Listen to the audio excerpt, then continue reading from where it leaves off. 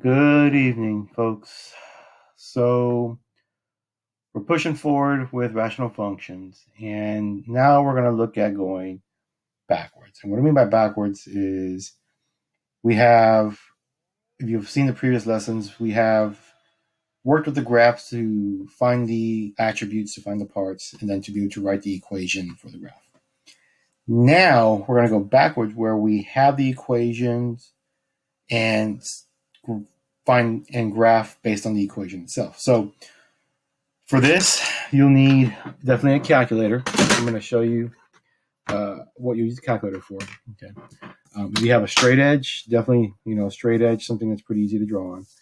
And I also recommend, if you like to be neat with your notes, some different colors of pens and markers, because I'm going to try to highlight the different parts for you. But it's really easy to kind of distinguish what you're doing if you have at least 4 different colors. Okay. So here we go. So first of all, I'm not going to read this top part right here. It's just the steps that I'm about to go through to show you how to do this. But the main thing is being able to find the parts that you want. So when I find the parts, here's basically what's going to end up happening is you'll have your vertical asymptote first, which comes from your denominator value. So like if this is x minus 6, this right here would have to be 6. Okay. You'll have a numerator part to the equation, which is going to be your x-intercepts. Okay, so that's where you'll put a point for the x-intercept. Okay.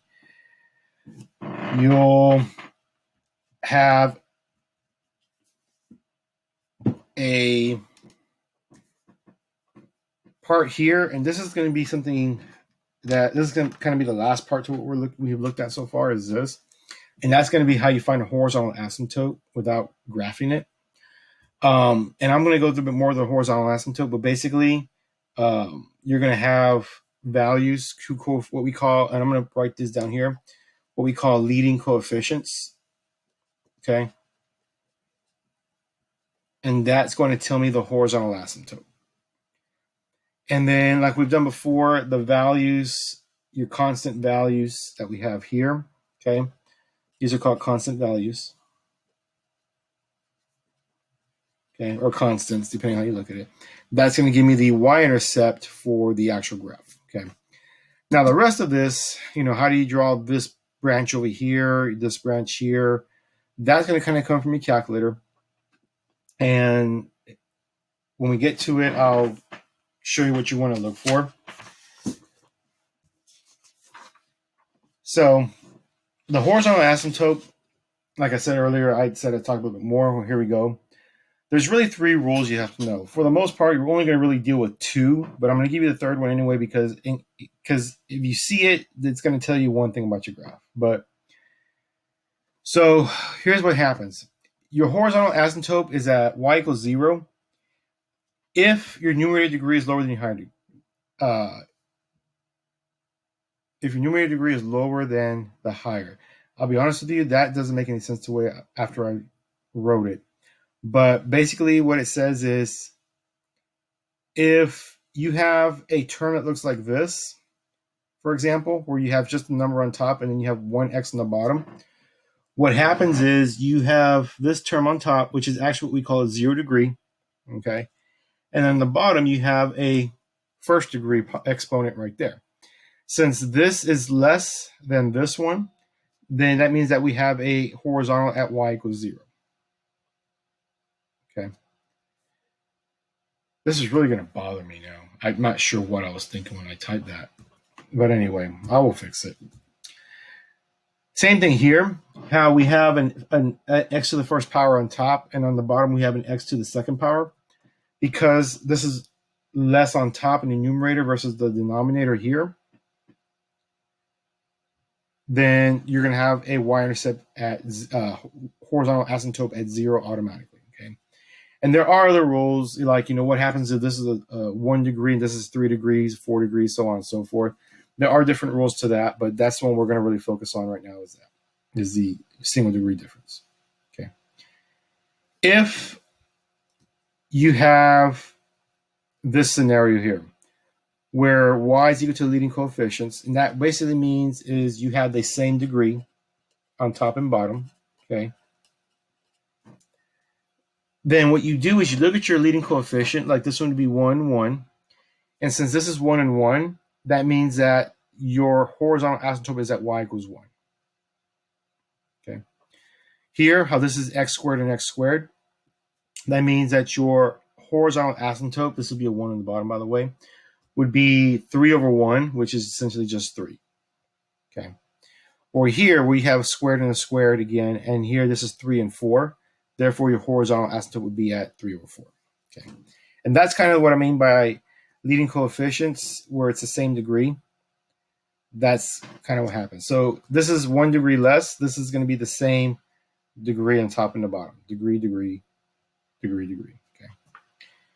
So what happens if you have an opposite situation where your degree on top is greater than the 1 on the bottom? So like this is a 2 on top and a 1 on the bottom.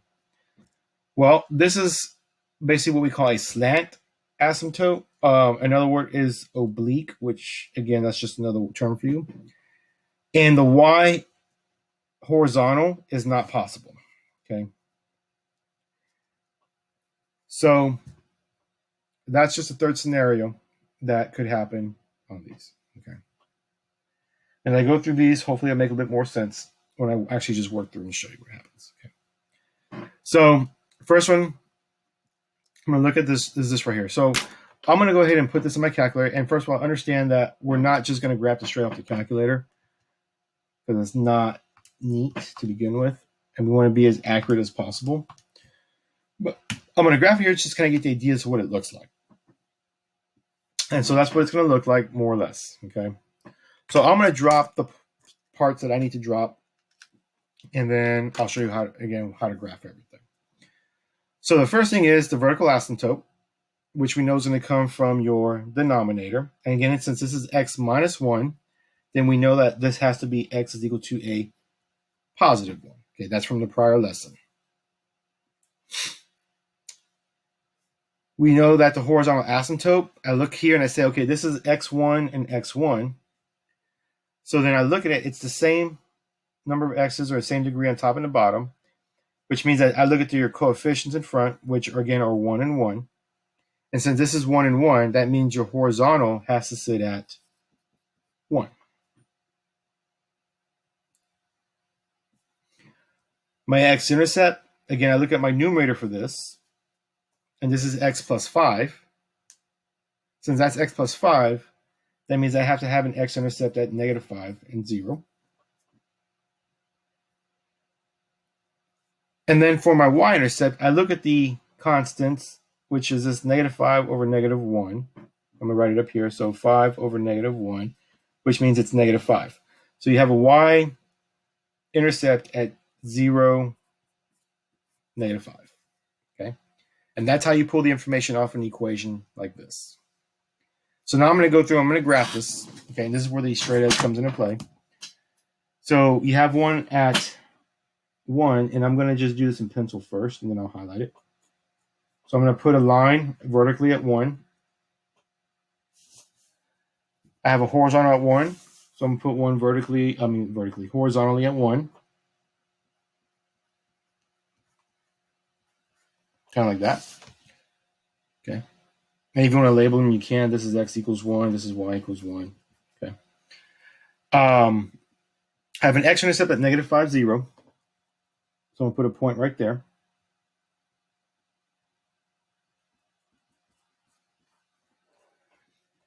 And then I have a y-intercept at 0, negative 5.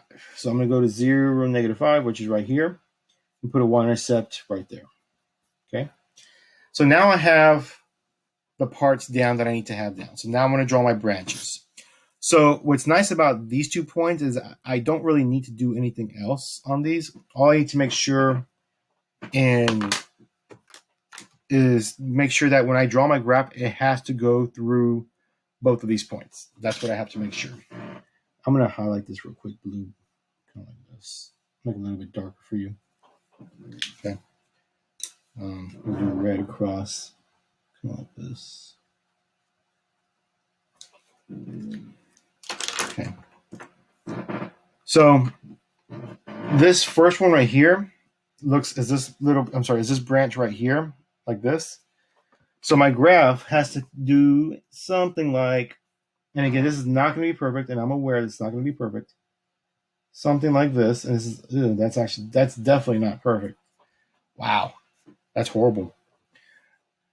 But now to draw this one up here, I can look at this and I can do two things. I can use my trace function and kind of go over here and find a point to graph their decimals, or I can go over here, find where the error says, and go after that. So like right here, 2.7. So I can put a point at 2.7, 3.4. I can put a point at 3.4. 4.3. I can put one at 4.3.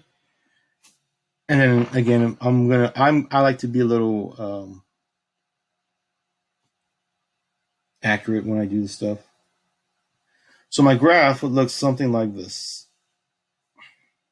Okay, kind of like this. It's not going to be perfect again. So I could have done the same thing on this side and gotten another point, which I'm going to, because it's going to bother me if I don't. -1, -2 is right here. Actually, I was pretty close. Look at that. Okay, pretty close, pretty close. And there you have it. And that's your graph. Okay, pretty straightforward. So I'm going to look at example 2. Now notice in example 2, I don't have this final equation, which I kind of need in order to do the horizontal and the y-intercept. So I would definitely do that first. On top, I don't have to worry about anything, so I'm going to leave it as x plus 6. On the bottom, again, if I do x, it's x squared. That's 2x minus 1x minus 2. So on the bottom, I have x squared plus x minus 2. Okay. So now I can look at what I have. Okay, so vertical asymptote, first of all, there's an x minus 1 in my denominator. So I have one at 1. There's an x plus 2. So I have one at x equals -2. Okay. And by the way, you could graph these as you write them down just to kind of help you. But either way you do it, it works. Horizontal asymptote. So here's where this new rule comes into play. So again, this is 1x on top. There's x squared on the bottom. Since this is greater on the bottom, then automatically I know I have a horizontal asymptote at y equals 0. And if you did graph this, by the way, it doesn't matter which one you graph, just so that you know. They will both give you what you need. So I could graph the factor forms just like this. And when I graph it, I know that there's a horizontal that comes right through here. And you can tell just by looking at this side of the graph that it happens. Okay. I have an x-intercept at -6 because of my numerator. And then my y-intercept, so this is why I need the final right here, because I have the 6 over -2, which is -3. So I have a y-intercept at 0, -3. Now, if you did graph it, I could have actually gone to my table and figured out 0, -3 is my y-intercept also. Okay. So either way works, depending on how you want to do this. So I'm going to go through again and drop my information. So x equals 1. So I'm going to put a line at 1 again. For some apparent reason, I like using the number 1 for some apparent reason. Don't know why. I have one at -2. So I'm going to put one at -2. Okay. I have a horizontal at 0. So I'm going to put, and actually I'm going to do this in red so you can see a little bit better.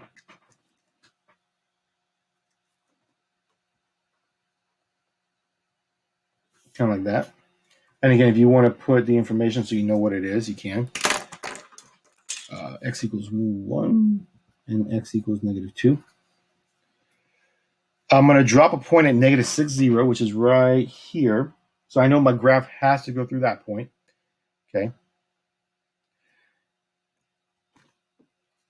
I'm going to make sure it's, yeah. Okay. Now, I know there's usually sometimes a bit of misconfusion about, well, if it's a horizontal asymptote, therefore it can't cross the horizontal asymptote. Well, that's not entirely always true. Okay. And I'm going to show you Why? So if I did it on my calculator, the point -6, 0 exists. So what happens is that this graph, and if I zoomed in, and I'm going to keep going this way to see what, oops, let me do this.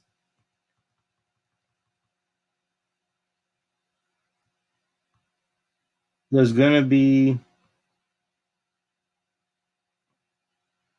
yeah, it crosses the x-axis, and way over here, it's going to get really close to 0 because I'm looking at my numbers right here to see what happens. They're getting smaller, but they're not going to become 0. So no matter how far I go out. So the horizontal only affects the end behavior, which means the further I go out this way, the closer this number gets to 0. So that's really what the horizontal actually affects. So yes, you can potentially have x-intercepts on a horizontal asymptote. I know it's weird, but that's how it works. Vertically, that's a whole different issue, but horizontally, it is possible. 0, -3 is my other point. That point right there. So this was -6, 0. This is 0, -3. Okay. And I'm going to just go to my graph, and I'm going to pull some points off real fast. Sorry, I shouldn't have done that. Just to kind of see the rest of it. Let me see what I got. Let me see what I got to work with here. I don't have anything to work with here. Oh my God. So let's do -3 3/4, which is right. Ooh, this point's in the way. Which is right about here. Okay. Oh, I'm on the wrong graph. I just realized that. This is -5, 0. So -3 and about 3/4 is about right here. And I can't do much beyond that because I'm looking at my graph thinking that it's kind of, yeah. So I'm going to do this. It's not going to be, this is not pretty. In the middle part, I have not much either. -1, and it looks like -2.5, which is about right here. And again, this is not going to be pretty. I'm just going to kind of come through and just do this like this. Okay. And on this side, I definitely have the 0.22, so that's a good one. Hey, I got one. And not a whole lot more. Oh my God. But anyway, wow. You got to love calculators for this stuff. But anyway, I'm not going to just cheat and just do it this way and be done with it. Okay.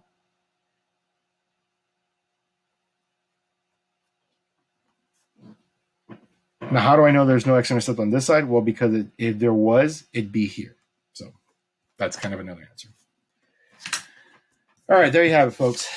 So here's some more. Try them. There's example 3 and example 4. There's example 5. I'll be back here with the answers and see what you can do with them. All right, so here we go. Now, looking at some of these, I know you're going to get some really weird graphs, and that's okay. The idea is to make sure you have this information on the graph. The branches, again, they're not going to be perfect, and I'm aware of that. So in this one, there's no trick to this one, really, truthfully. One, make sure on this 2x plus minus 1 that you understand it's x minus 1/2. That's where this positive 0.5 comes from, okay? So make sure you understand that.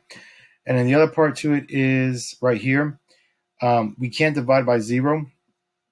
So there is no y-intercept on this, which only makes sense because there's a vertical asymptote at 0. Okay, so that's kind of what your graph looks like, and the rest of that just pull out the calculator.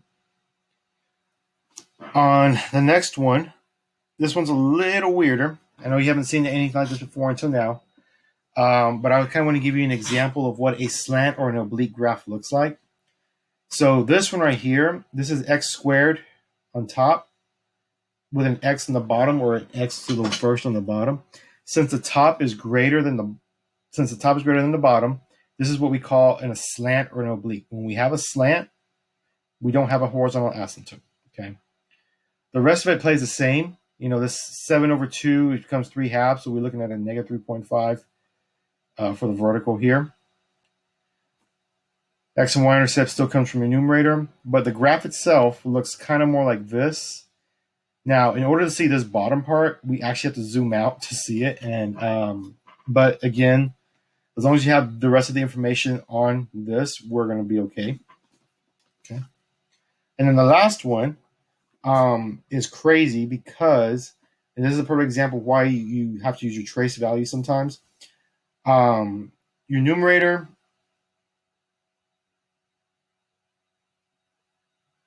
I realized I didn't do my y-intercept on this one, 0 and -10/9. It's like right in here. Actually, let me go, I think it's actually lower than that.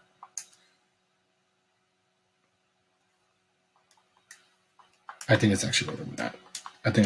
Yeah, it's -1.1. It's this is actually right here, and then this guy comes down, comes in, and then shoots back up like that. There you go. That's better.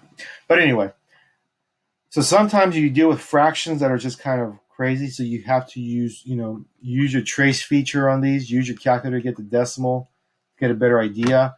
On this one particularly, your fractions they're crazy. I'll just say it straightforward. So, get your graph as close as possible to it, which is what I ended up doing. And I just use my trace function to do it. The numbers tell you. This one goes off the graph.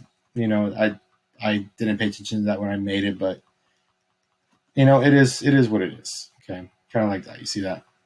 So use your trace function to do it.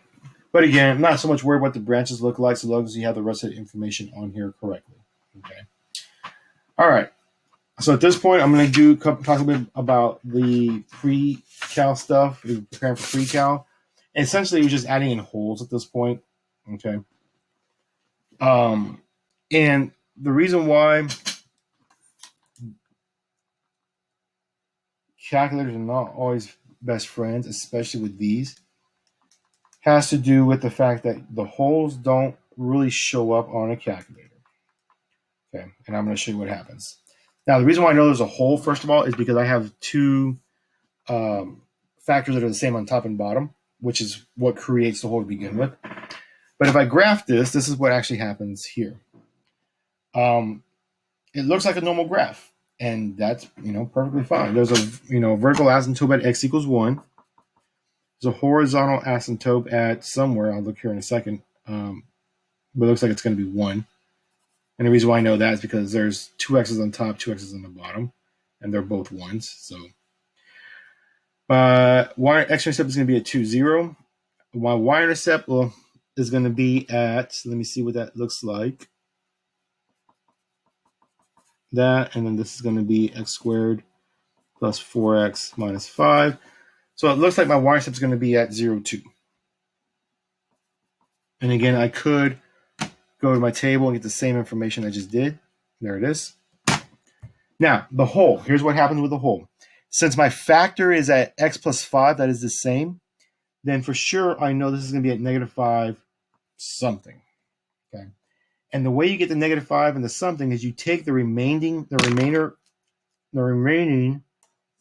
piece that is not the same, that red piece, and you use that to figure out the y value. In other words, I take -5 minus 2 over -5 minus 1.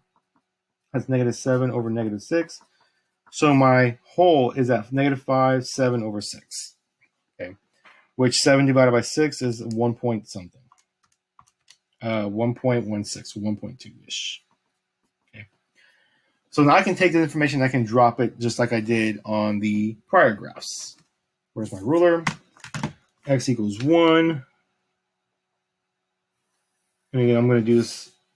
Y equals 1. Normally I do these with dotted lines, but x-intercept at 2, 0. Y-intercept at 0, 2. And then I have a hole at -5 and about 1.2-ish. So right about here, there's literally a gap like this. There's a hole. Okay. And then to do the rest of the graph, your graph has to go through that particular hole. This one's going to hit my y-intercept and then shoot up, kind of like that. This one right here is going to come up, hit my x-intercept, and then make sure that I skew the horizontal like that. Okay. And that's what a hole does. That's what it does. This one was supposed to have a hole too, and I just realized I forgot to put the +4 part of this. Okay. So you can try this one. I'll be back in a second. All right, last one. Again, it's one of those that's kind of weird.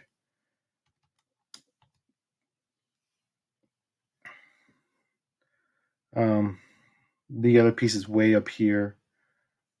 Okay, and I'm zoomed out to see it. That's the reason why. So I just kind of just dropped it up here. This one didn't have a hole. And the reason why I'm showing you this is because sometimes people would confuse x+4 and x-4 to be the same and do that. No, they have to be the literal same. But this one is also a slant because you see how this is x cubed and then x squared? That creates your slant asymptote that looks like this. Okay. Therefore, there is no hole in this case, and there is no slope slant asymptote either. We have 3 intercepts though.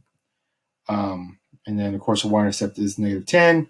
-40/4 is -10, so it definitely matches up. All right. That's all there is to it, folks. And we'll see you later.